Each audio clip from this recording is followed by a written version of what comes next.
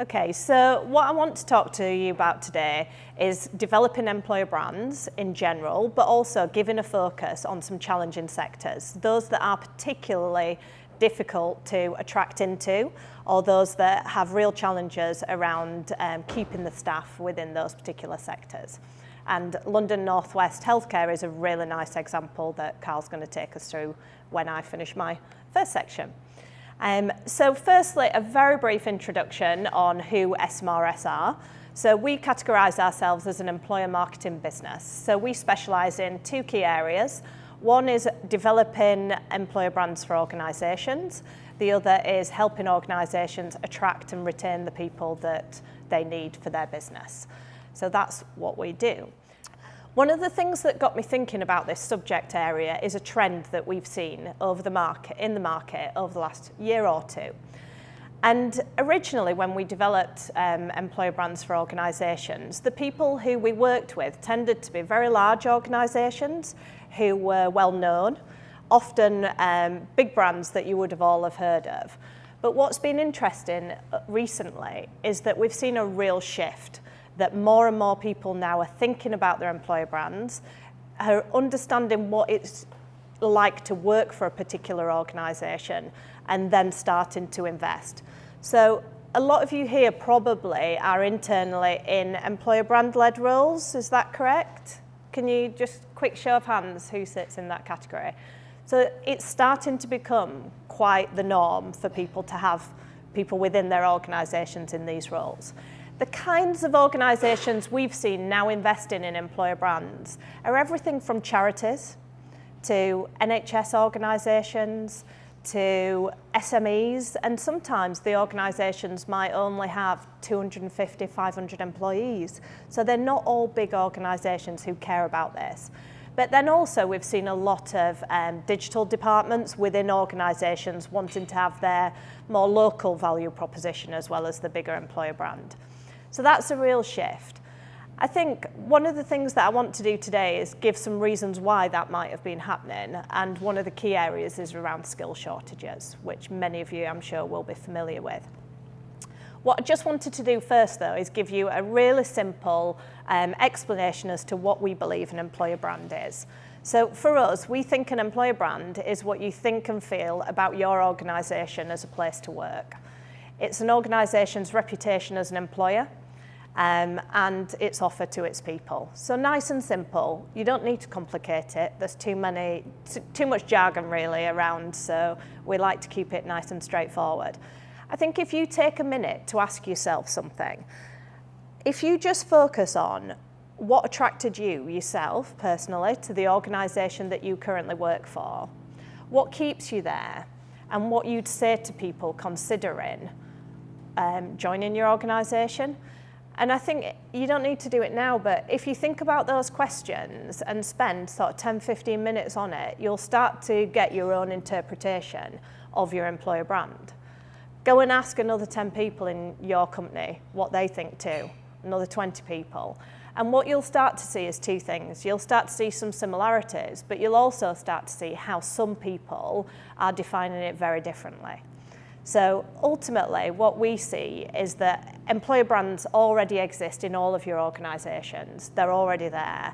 What you might need to do a little bit more is think about how you're articulating them a little bit better. So the kind of things that we'd be focusing on is understanding whether or not your employer brand is true to who you are as an organisation. So is what those people saying about you, what message you want to put out there? And is it the message that's going to keep and motivate the people who you've got working for you? The other area as well is it attractive to the people that you want to bring in? So if you're operating in an industry or a market where there are big skill shortages, you have to work even harder to get the right people into your organisation. Here's some statistics around employer branding that in effect are more geared towards attraction and recruiters statistics. These have come from all sorts of places. It's not hard to find a lot of the measurement around the success of employer branding now. Glassdoor do a lot, LinkedIn, Career Builder. So there's a lot out in the market that if you're building a business case, you can soon find and you can soon uncover. With each of these things though, one of the key things really is that it's not necessarily going to cost you more money to invest in your employer brand, because there's areas where it will save you money. So some of these things are around attrition, so reducing attrition, reducing reliance on recruitment consultancies, all of which have an impact on cost as well. On this next slide, what I wanted to kind of touch on really is that if you look at how employer branding has grown over the years, the size of the organisation and the type of the organisation really counts. So one of the things is that organisations for many years who are known have names that you'd all recognise, have probably invested in their employer brands for quite a long time because they invest in marketing already. So the next stage of that is to continue to invest in their employer brands. But the next question really is around businesses that are in less attractive sectors. How do they ensure that they're competing? And one of the challenges that we have there is that the big organisations can often attract in bulk and in volume, whereas smaller organisations have to work much harder. So one of the things I was looking at when I was doing some of the research around this is, does that mean that it's easy for large organisations? They often have different problems. So larger organisations might have problems around too many applications, and the volume of applications that are coming into them is more than they can cope with. Does anyone here have that issue? So nobody is in the Google space. So I did some research and I found that basically Google received 2 million applications each year, which is phenomenal really.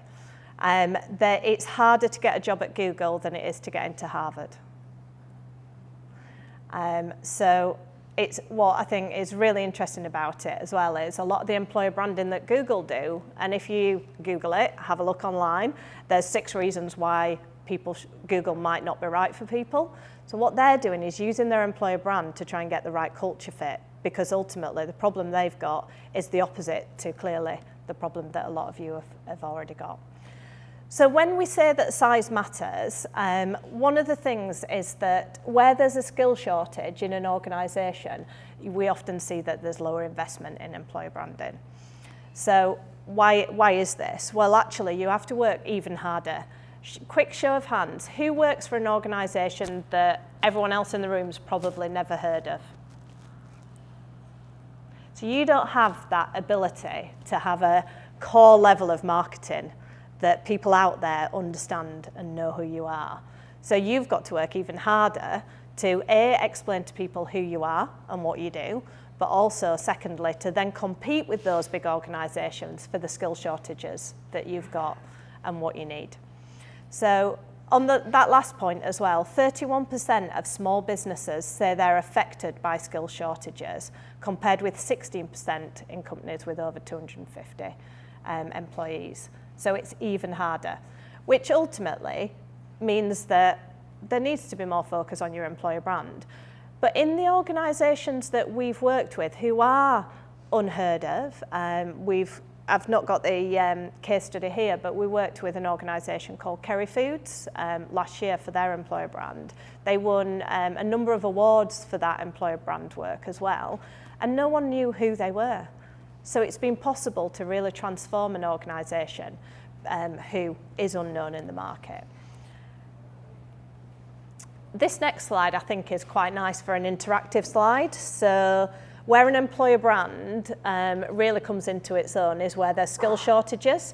Now, this is the number of skill shortage vacancies. This is from 2017. It's tough. There's a lot of skill shortages out there. So I'm going to focus in a little bit more detail on some more of them. But firstly, one of the things that I wanted to just cover off is, why is this happening? So some of the key causes of skill shortages are growth outstripping supply. So I'm sure everyone pretty much in the room has a need for tech people. Yeah? No matter what sector you're in, you need tech people. So we need more tech people than are available in the market. And we'll come on to talk about tech a little bit more in a minute. The other thing is the demographic shifts. So we've got ageing populations and there aren't enough young people coming through to take those roles. And kind of fitting with that a little bit is this decline in traditional skills. So, you know, I like to use the example, my dad, he was a plumber when he, his whole life. He had a manual job and that's what he did. My son who's 7, he now wants to be a YouTube gamer.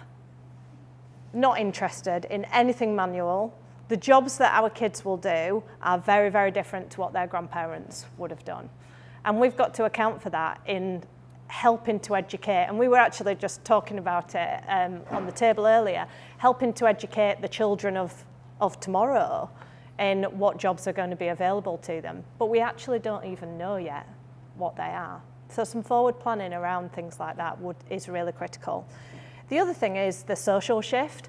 And actually, there are a lot of people who don't want to do some of the jobs that are available at minimum wage, which is why we have such a large influx of EU workers covering a lot of those roles and often working 2-3 jobs on minimum wage. So there's a desire for people with the cost of living to move into much more better paid roles as well. So the next section, I'm just going to go into a little bit more detail on each of the areas that we've touched on. So construction, big issue in construction is there are insufficient females going into it. STEM is a big shortage. In fact, does everyone know that it's STEAM Week this week? Fascinating. My 7-year-old is having STEAM Week this week, which is STEM added art added to it. And they're doing each day of the week, they're talking about the different skills that are needed for those particular, in those particular sectors, which is fantastic. But it's interesting that we're all thinking STEM and the schools are educating children as STEAM, so broadening that skill shortage. So yeah, I'm not going to go through all of these, but ultimately we've got big problems in construction. There's a lot of work to do, massively ageing population, and a need to re-educate the young as to the exciting things that are available in this market. Technology, big area now. Everybody, as we've said, is looking for tech skills. Women in technology is a big part for everybody in this particular sector. What's interesting is we don't have the same issues with BAME in this particular sector. So ultimately as well, there's a lot of evidence around how it costs you more to employ people in tech. So do look at salary comparisons because on average £10,000 more per role. So yeah, lots happening there, but it's not just tech companies who are hiring tech people, as we all know. This is some work that EasyJet have done to focus their employer brand into the tech sector. And equally, this is a campaign that Balfour Beatty did that is also focused on them bringing into tech as well, using their people as their specific IT people to bring into this. They have some stats around this campaign as well that it was significantly more successful in terms of quality of applicant as well as the number of people who applied to it. So just linking on now to Carl's presentation, health and social work.